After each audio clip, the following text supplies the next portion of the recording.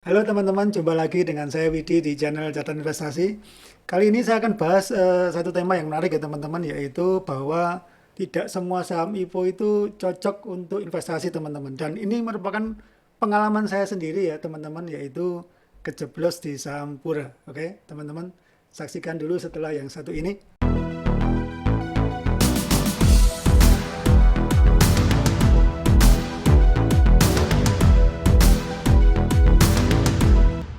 Oke, ini teman-teman merupakan episode ke-40 ya. Dan ini merupakan sekali lagi pengalaman saya kejeblos di saham Pura ya. Nanti saya akan sampaikan juga kesimpulan akhir kemudian mengapa sampai kejeblos seperti itu ya teman-teman ya. Dan pertama-tama tentu disclaimer teman-teman ya. Jadi ini murni edukasi. Jadi kalau saya pembahasan kita setiap saham yang kita bahas selain untuk edukasi memang bisa jadi referensi atau insight ya teman-teman. Tapi kembali lagi semua risiko di tangan teman-teman ya yang mengikuti rekomendasi dari video-video catatan investasi. Nah ini beritanya teman-teman yaitu IHSG eh, menguat ya teman-teman, menguat di akhir pekan dan ini merupakan apa berita yang sudah cukup lama sih teman-teman. Mestinya video ini saya rilis kemarin tapi sudah agak telat ya teman-teman, tapi nggak apa-apa.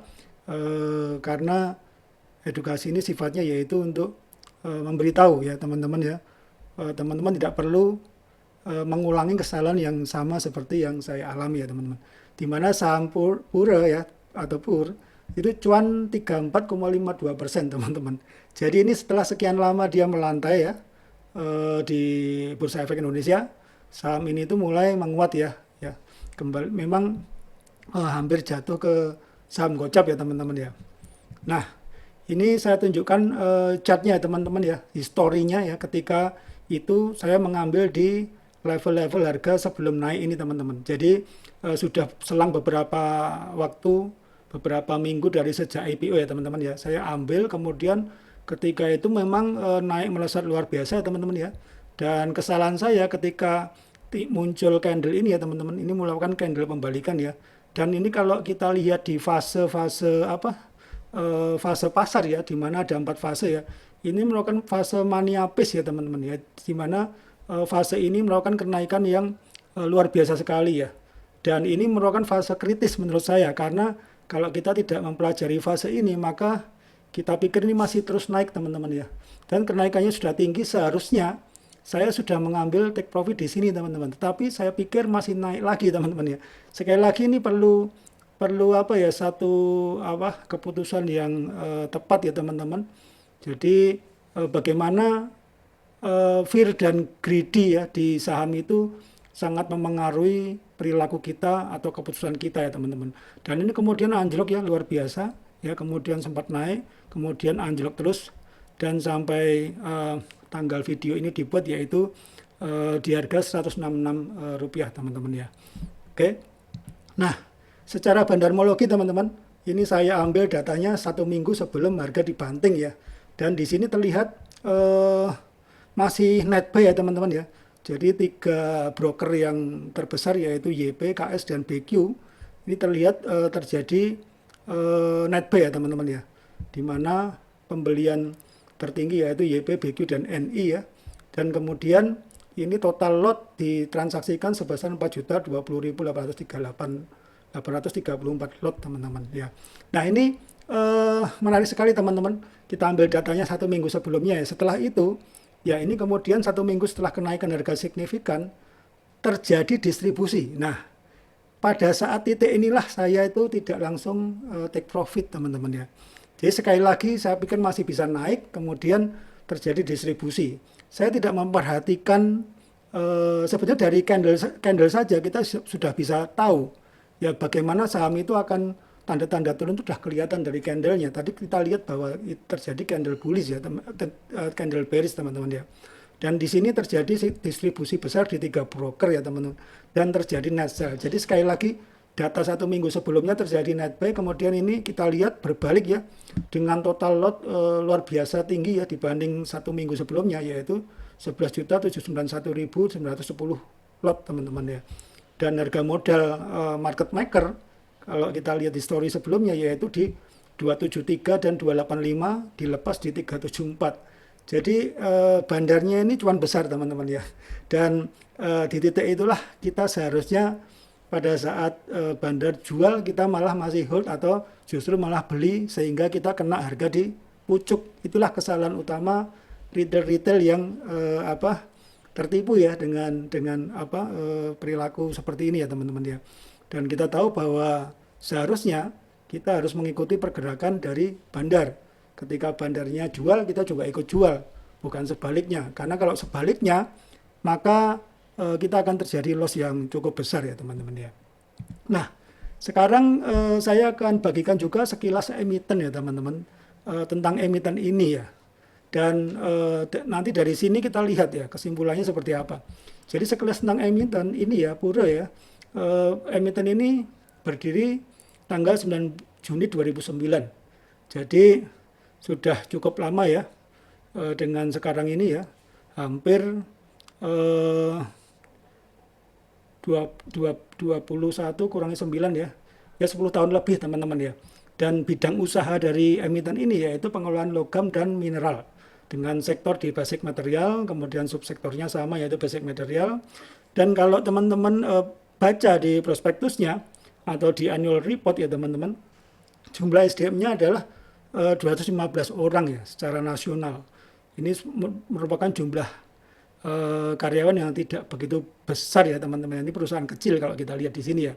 Terlihat sebuah perusahaan itu besar atau kecilnya terlihat dari jumlah karyawan juga ya teman-teman ya.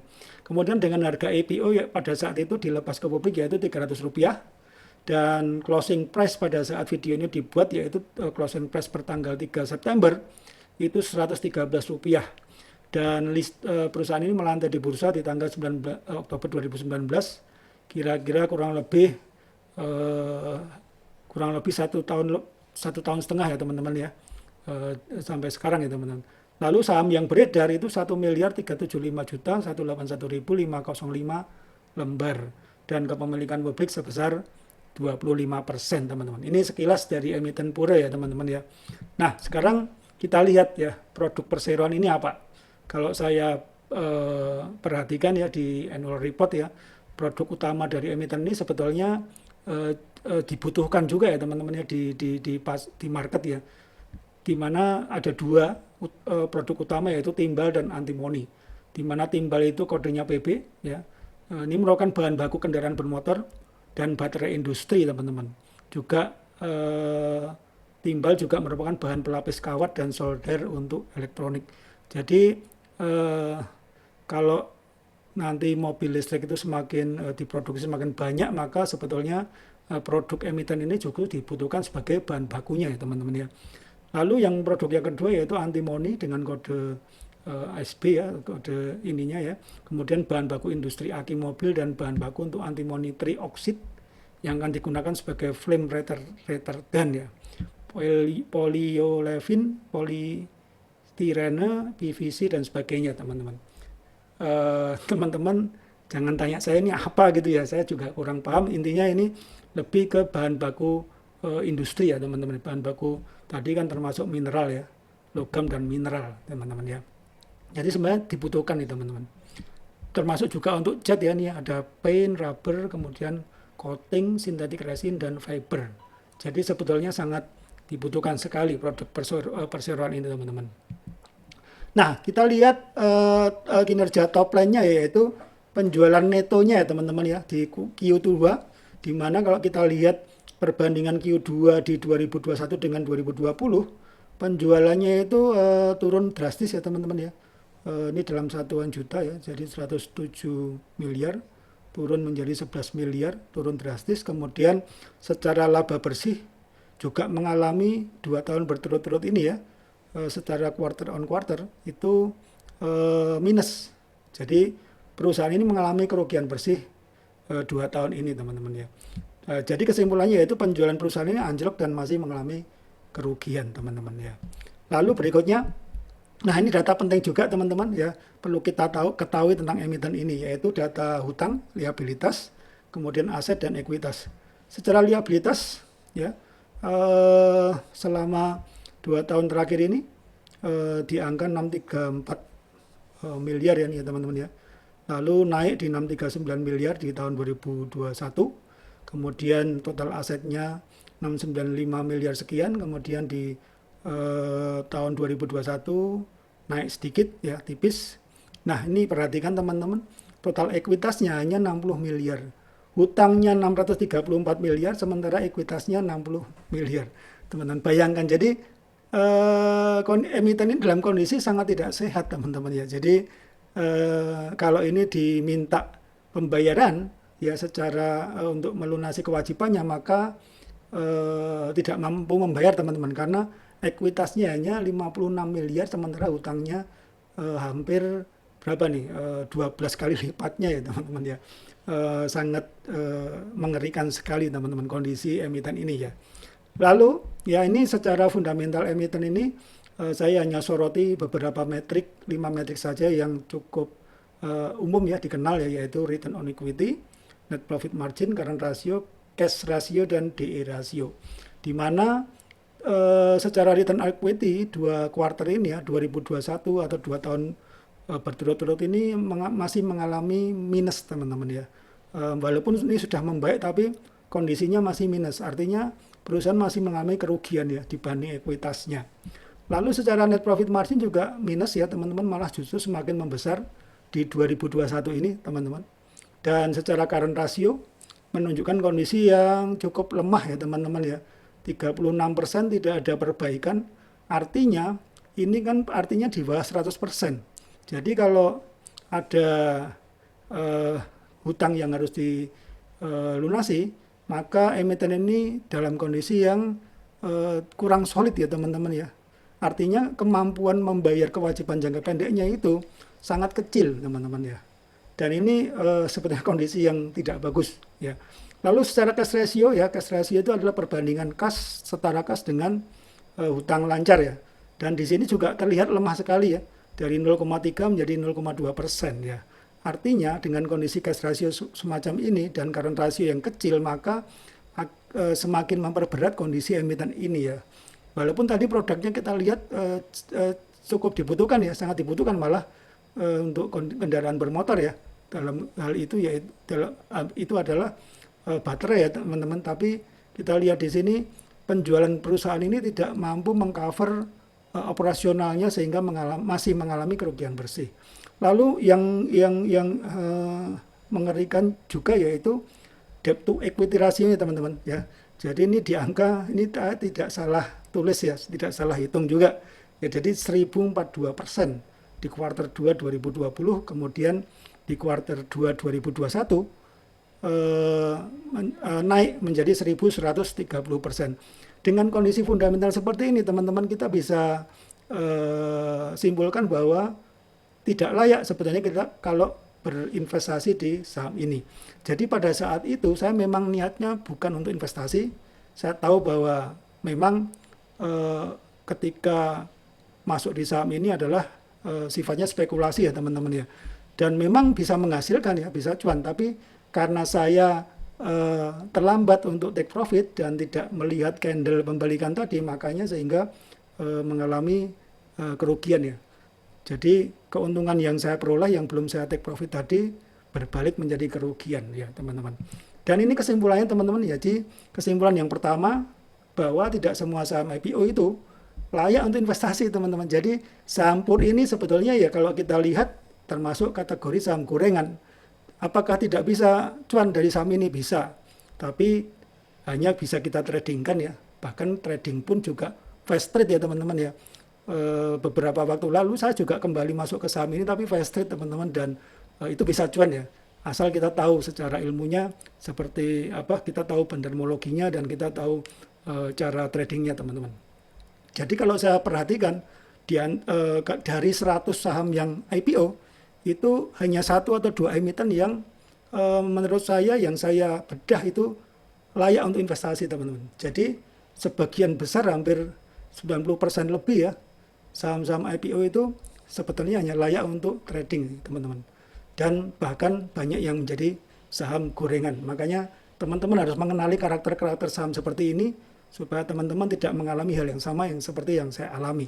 Dan yang trading yang berikutnya saya sudah mulai mengerti bahwa saham ini memang tidak cocok untuk di hold. Terlihat dari fundamentalnya yang tidak apa ya, tidak solid ya teman-teman ya, dengan hutang yang tinggi, penjualan anjlok, kemudian kerugian yang belum menjadi berbalik menjadi laba teman-teman. Lalu yang kedua, masalah psikologi teman-teman. Ya, lagi-lagi kalau kita investasi atau trading, maka dua hal ini selalu membayangi kita ya, yaitu fear and greed ya. Sama juga di pasar itu ada pembeli, penjual, ada demand, ada supply, tapi juga ada secara psikologi, yaitu fear dan greed ya. Bagaimana ketika saya sudah mencapai angka cuan yang cukup lumayan teman-teman, seharusnya harus take profit ya teman-teman.